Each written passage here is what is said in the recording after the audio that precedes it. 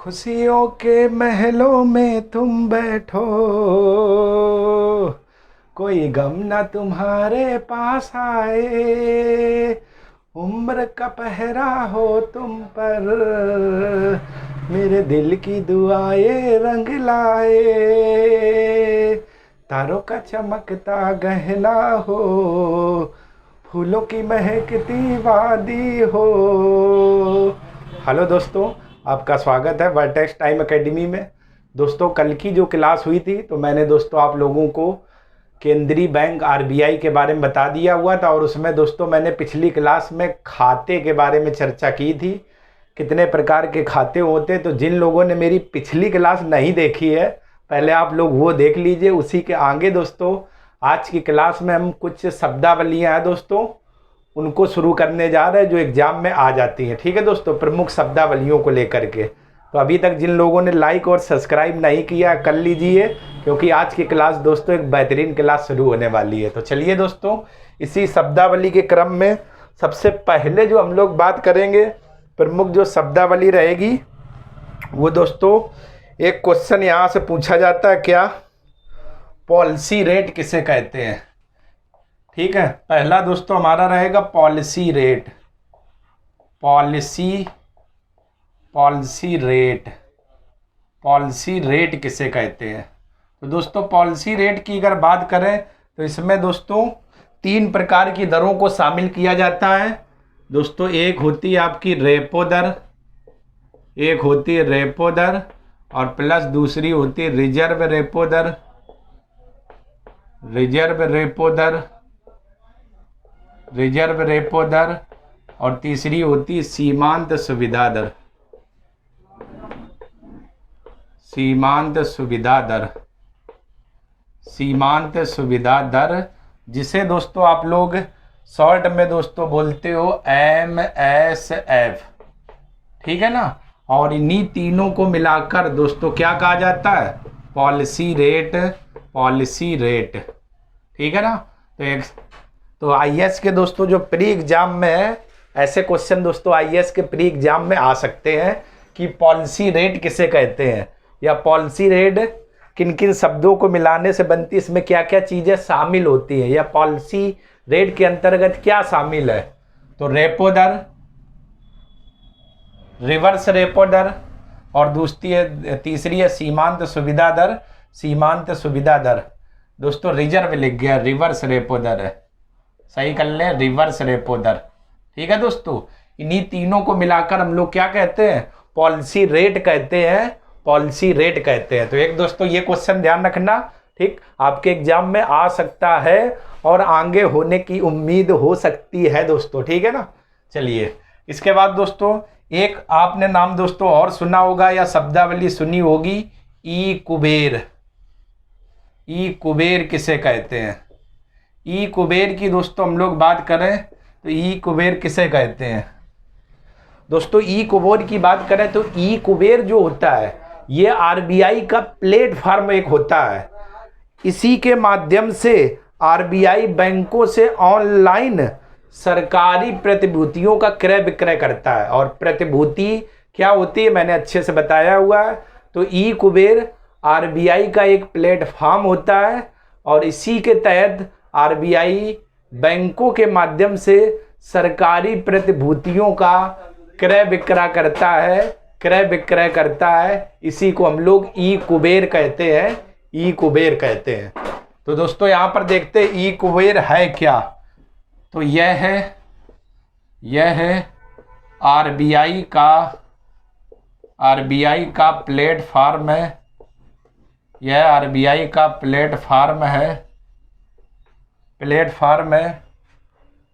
जिसके माध्यम से आरबीआई बैंकों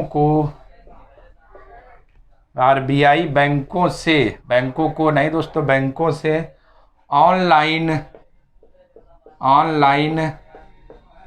ऑनलाइन सरकारी प्रतिभूतियों ऑनलाइन सरकारी प्रतिभूतियों का सरकारी प्रतिभूतियों का क्रय विक्रय करता है, क्रय विक्रय करता है। ठीक है दोस्तों, ये इसी को दोस्तों हम लोग क्या कहते हैं, ई कुबेर कहते हैं। ठीक है ना, ई कुबेर क्या है, यह आरबीआई का प्लेटफॉर्म है जिसके माध्यम से आरबीआई बैंकों से ऑनलाइन सरकारी प्रतिभूतियों का क्रय विक्रय करता है, मतलब बेचता है, खरीदता है। इसी व्यवस्था को दोस्तों हम लोग क्या कहते हैं, ई कुबेर कहते हैं। ठीक, तो अभी तक दोस्तों क्लास में दो चीजें देखी गई। एक आपने देखा पॉलिसी रेट, तो पॉलिसी रेट रेपो दर, रिवर्स रेपो दर और सीमांत सुविधा दर से मिलकर बनी होती है, इसी को पॉलिसी रेट कहते हैं। ई कुबेर की बात करें तो ये आरबीआई का प्लेटफॉर्म है जिसके माध्यम से आरबीआई बैंकों से ऑनलाइन सरकारी प्रतिभूतियों का क्रय विक्रय करता है। ठीक दोस्तों, तो चलिए दोस्तों आप लोग इतने का स्क्रीनशॉट ले लो, फिर दोस्तों हम लोग और भी आगे बिंदुओं पर चर्चा करें, आगे और भी पॉइंटों पर क्या होते हैं। इतने का दोस्तों आप लोग स्क्रीनशॉट ले लो पहले अच्छे से दोस्तों, और इन चीज़ों को दोस्तों अच्छे से लिख भी लेना, क्योंकि यहाँ से एग्जाम में दोस्तों क्वेश्चन कभी ना कभी आ जाते हैं। ठीक है दोस्तों, स्क्रीनशॉट ले लो दोस्तों। चलिए दोस्तों आप लोगों ने स्क्रीनशॉट ले लिया होगा। अब दोस्तों हम लोग देखेंगे एक और दोस्तों मस्त चीज़ एकदम, और जिसका दोस्तों आपने नाम सुना होगा और ज़रूर सुना होगा। ठीक है ना, उसी पर दोस्तों हम लोग चर्चा करेंगे, और वो प्रणाली दोस्तों क्या रहेगी, इसी बिंदु पर दोस्तों हम लोग चर्चा करने वाले हैं। ठीक है ना, प्रमुख शब्दावली क्या है। एक दोस्तों आपने नाम सुना होगा, ध्यान से दोस्तों देखिएगा, एक आपने नाम सुना होगा हेलीकॉप्टर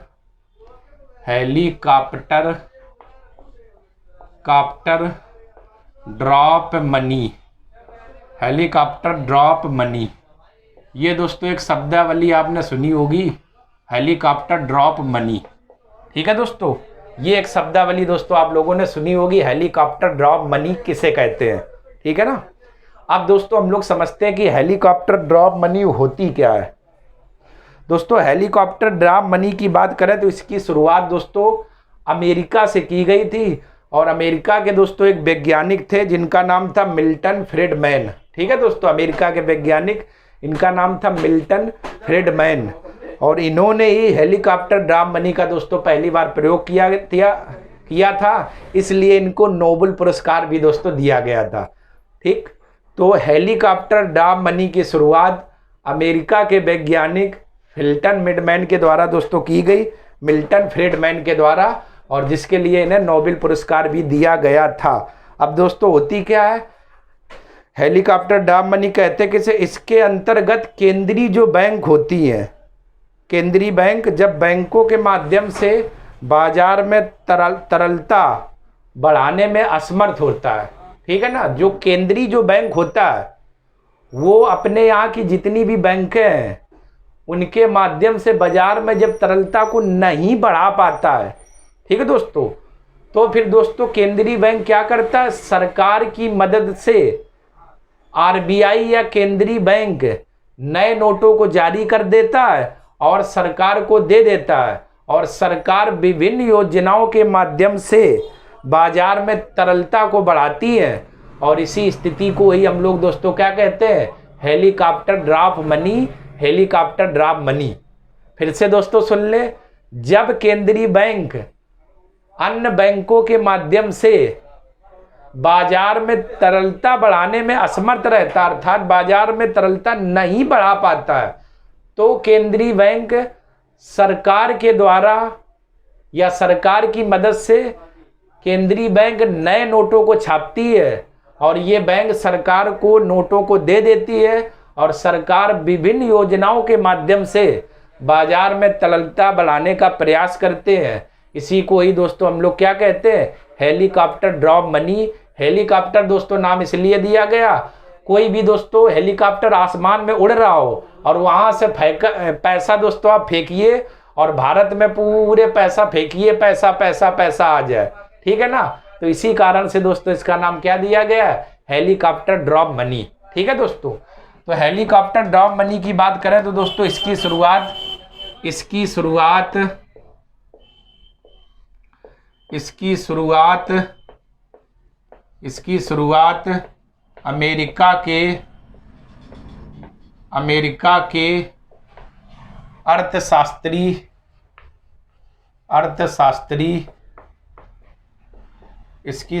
अमेरिका के अर्थशास्त्री मिल्टन फ्रीडमैन द्वारा की गई। अमेरिका के अर्थशास्त्री मिल्टन फ्रीडमैन के द्वारा की गई।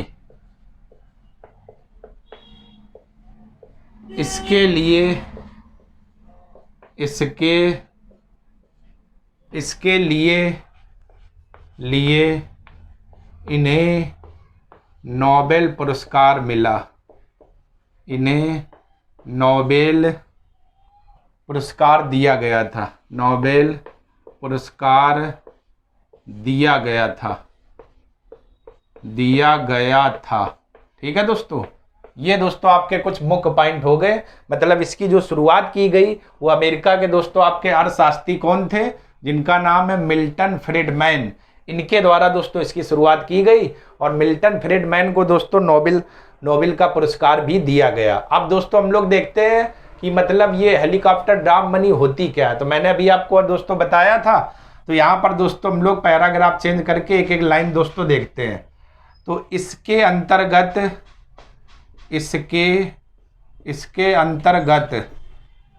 अंतर्गत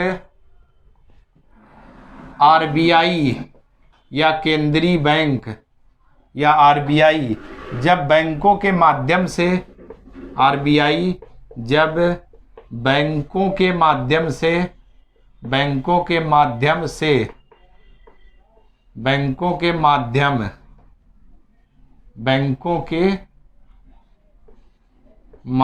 से बाजार में तरलता बढ़ाने में असमर्थ हो जाते हैं। बाजार में तरलता मतलब मुद्रा या साख तरलता बढ़ाने में असमर्थ होते हैं।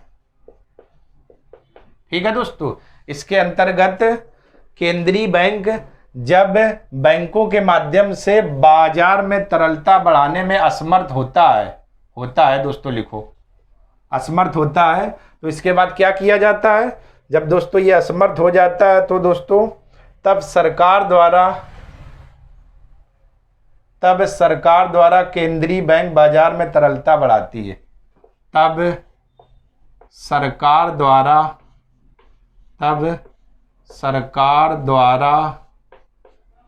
केंद्रीय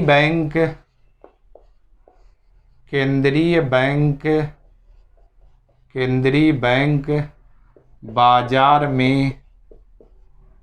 बाजार में तरलता बढ़ाता है। केंद्रीय बैंक बाजार में तरलता बढ़ाता है। ठीक है दोस्तों, मतलब क्या हुआ, तो जब अपने देश का केंद्रीय बैंक बैंकों के माध्यम से तरलता नहीं बढ़ा पाता है, तब दोस्तों सरकार जो होती है वो केंद्रीय बैंक के माध्यम से तरलता बढ़ाती है। कैसे बढ़ाती है, केंद्रीय बैंक दोस्तों जो होगा वो नए नोट को छापेगा और ये नए नोट सरकार को दे दिए जाते हैं। ठीक है ना, यही दोस्तों लिखना, तरलता बढ़ाता है, कैसे बढ़ाता है, और इसी पर हम लोगों को दोस्तों चर्चा करनी है। इसके लिए केंद्रीय बैंक नए नोट छापकर इसके लिए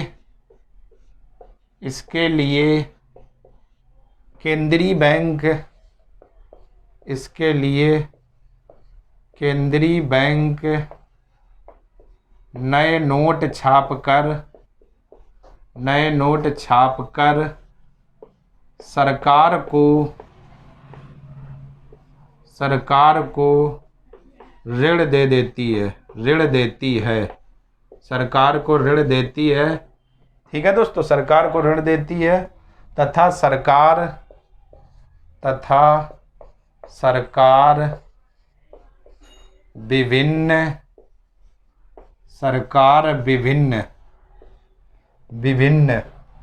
योजनाओं के माध्यम से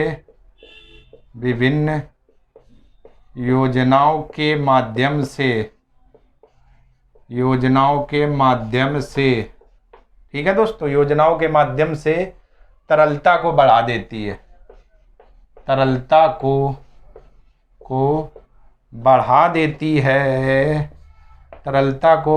देती है। इसे ही हेलीकॉप्टर ड्रॉप मनी कहते हैं, जैसे, ठीक है दोस्तों। अब व्यवहारिक भाषा में समझे, जैसे मैं और आप दोस्तों मेरे दोस्त हो, ठीक, मैंने प्रयास किया कि बाजार में तरलता बढ़ जाए आप लोगों के थ्रू, लेकिन आप लोगों ने पहले ही हाथ खड़े कर दिया, अब हम नहीं बढ़ा पाएंगे, ठीक है ना।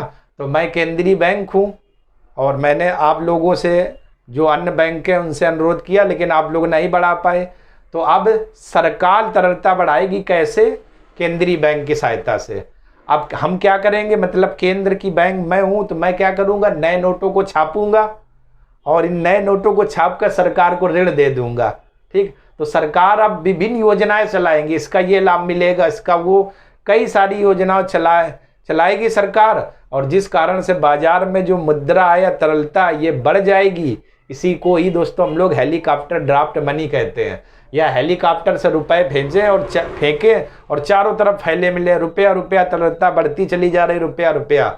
इसी को ही दोस्तों हम लोग क्या कहते हैं, हेलीकॉप्टर ड्रॉप मनी। और इसकी शुरुआत दोस्तों अमेरिका के अर्थशास्त्री मिल्टन फ्रीडमैन के द्वारा की गई थी, अब दोस्तों हम लोग लैंग्वेज फिर से देख लेते हैं। इसकी शुरुआत अमेरिका के अर्थशास्त्री दोस्तों, क्या नाम है, मिल्टन फ्रीडमैन के द्वारा की गई थी। इसके लिए इन्हें नोबेल पुरस्कार भी दिया गया था। क्या इसके अंतर्गत जब इसके अंतर्गत केंद्रीय बैंक की आरबीआई जब बैंकों के माध्यम से बाजार में तरलता बढ़ाने में असमर्थ होता है, तब सरकार द्वारा केंद्रीय बैंक बाजार में तरलता बढ़ाता है। और इसके लिए दोस्तों जो केंद्रीय बैंक होता है, इसके लिए केंद्रीय बैंक नए नोट छापकर सरकार को ऋण देती है, तथा सरकार विभिन्न योजना के माध्यम से तरलता को बढ़ा देती है। और इसी को ही दोस्तों हम लोग क्या कहते हैं, हेलीकॉप्टर ड्रॉप मनी। समझ पाए दोस्तों, हेलीकॉप्टर ड्रॉप मनी, ठीक है ना। तो चलिए दोस्तों, आप लोग इतने का स्क्रीनशॉट ले लिए अगर आप लोग हेलीकॉप्टर ड्रॉप मनी समझ गए हो अच्छे से।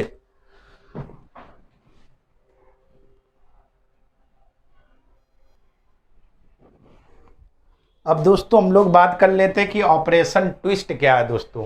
तो दोस्तों इस ऑपरेशन ट्विस्ट की हम लोग बात करें तो दोस्तों अमेरिका का एक प्रसिद्ध डांसर दोस्तों जिसका नाम है चबी चेकर, ठीक है ना, चबी चेकर अमेरिका के एक दोस्तों प्रसिद्ध डांसर थे जिसका नाम है चबी चेकर। और इन्होंने दोस्तों अपनी पैरों से डांस किया था। दोस्तों इस वीडियो को आप देखना यूट्यूब में डाल के, चबी चेकर पैरों के माध्यम से टांगों को इस तरीके से ऐसे ट्विस्ट किया था, ठीक है ना। और इसके ही डांस से प्रभावित होकर अमेरिका के राष्ट्रपति जॉन कैनेडी ने फेडरल बैंक के मौद्रिक नीति को दोस्तों क्या, ऑपरेशन ट्विस्ट कहा।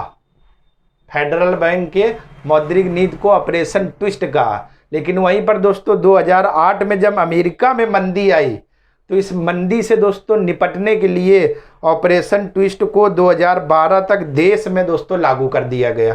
अब ऑपरेशन ट्विस्ट होता क्या है दोस्तों, इस ऑपरेशन ट्विस्ट के माध्यम से बैंक जो केंद्रीय बैंक होती है वो दोस्तों क्या करती है, अल्पकालिक जो प्रतिभूति होती है इनको दीर्घकालिक प्रतिभूति में चेंज कर दिया जाता है। यानी लंबे समय में जो छोटी प्रतिभूतियां होती है जिनका सरकार क्रय विक्रय करती है, ऑपरेशन खुले बाजार की प्रक्रिया के तहत ये काम किया जाता है। दोस्तों मैंने आपको ओएमओ या खुले बाजार की प्रक्रिया समझाई है, इसी को ही दोस्तों नाम दिया गया ऑपरेशन ट्विस्ट। ऑपरेशन ट्विस्ट का मतलब होता है अल्पकालिक प्रतिभूति को दीर्घकालिक प्रतिभूति में बदल देना, ऑपरेशन ट्विस्ट कहलाता है। और ये धारणा दोस्तों अमेरिका के प्रसिद्ध डांसर चबी चेकर के द्वारा सर्वाधिक दी गई थी। उन्होंने दोस्तों अपनी टांगों को मूव किया था, ट्विस्ट किया था, ठीक है दोस्तों। तो सबसे पहले दोस्तों हम लोग देखते हैं ऑपरेशन ट्विस्ट है क्या। तो दोस्तों इसकी शुरुआत दोस्तों कहाँ हुई थी, 1960 में अमेरिका के अमेरिका के डांसर, अमेरिका के डांसर, ठीक है दोस्तों, 1960 में अमेरिका के dancer chubby checker, chubby checker, chubby checker, chubby checker के ट्विस्ट डांस से, के ट्विस्ट टांगों से दोस्तों इन्होंने किया था, ट्विस्ट डांस से प्रभावित होकर, ट्विस्ट डांस से प्रभावित होकर, प्रभावित होकर अमेरिका के, अमेरिका के राष्ट्रपति, अमेरिका के राष्ट्रपति जॉन है दोस्तों, जॉन कैनेडी, जॉन कैनेडी ने फेडरल बैंक, ने फेडरल बैंक, फेडरल बैंक, ठीक है दोस्तों, फेडरल बैंक के मौद्रिक नीति को, फेडरल बैंक के मौद्रिक नीति को, मौद्रिक नीति को, मौद्रिक नीति को, मौद्रिक नीति को ऑपरेशन ट्विस्ट कहा, मौद्रिक नीति को ऑपरेशन ट्विस्ट कहा, ऑपरेशन ट्विस्ट कहा, ठीक है दोस्तों। अब मौद्रिक नीति दोस्तों आपको पता होगी, सस्ती मौद्रिक नीति और महंगी, सस्ती किसे कहते हैं, जब बैंक दर में कमी कर दी जाए तो सस्ती मौद्रिक नीति, और जब बैंक दर में वृद्धि कर दी जाए तो महंगी मौद्रिक नीति, ठीक है दोस्तों। ये सब मैं दोस्तों पढ़ा चुका हूँ, आप लोग अच्छे से दोस्तों देख लीजिएगा। तो सबसे पहले दोस्तों बात करें, इसकी शुरुआत दोस्तों 1960 में अमेरिका के डांसर एक थे चबी चेकर, इन्होंने पैरों के माध्यम से बहुत अच्छा दोस्तों डांस किया था, और उस समय दोस्तों जो फेडरल बैंक था उसकी मौद्रिक नीति का ही दोस्तों नाम रख दिया गया ऑपरेशन ट्विस्ट। लेकिन दोस्तों इसकी भारत में कहाँ से शुरुआत हुई, तो जरा देखते हैं दोस्तों भारत में। तो भारत में दोस्तों इसकी शुरुआत, और 2012 में दोस्तों ये पूरे भारत में लागू हो गया था। तो भारत में इसकी दोस्तों शुरुआत कब की गई थी, तो 23 दिसंबर 2019, 23 दिसंबर 2019 को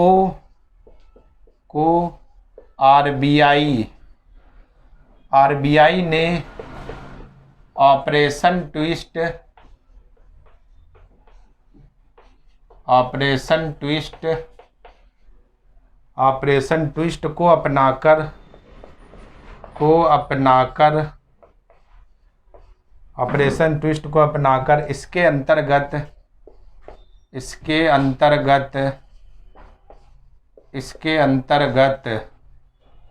10,000 करोड़ के, 10,000 करोड़ के, 10,000 करोड़ के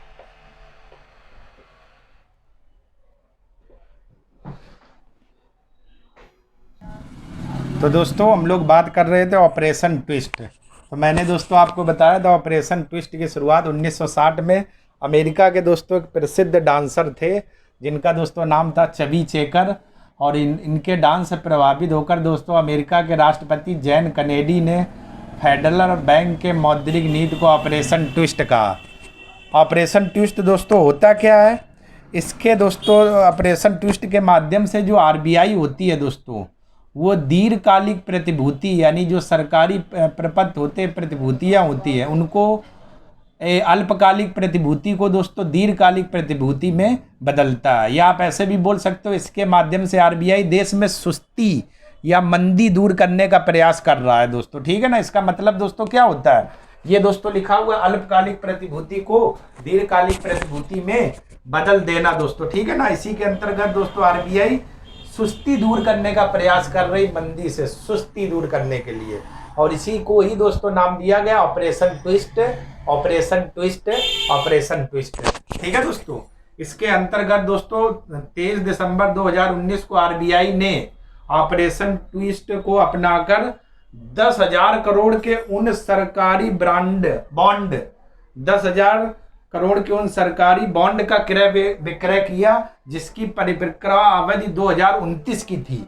मतलब 10,000 बॉन्ड को उन सभी को खरीदा जो लंबे समय तक, तो दोस्तों जिसकी परिपक्वता अवधि थी वो भी कब तक, 2029 तक की। तो इसका मतलब देखिए दोस्तों आप नो, ये अल्पकाल था और अल्पकाल को दीर्घकाल में ये बदल दिया गया। 2029 तक की इसकी अवधि है दोस्तों, परिपक्वता अवधि।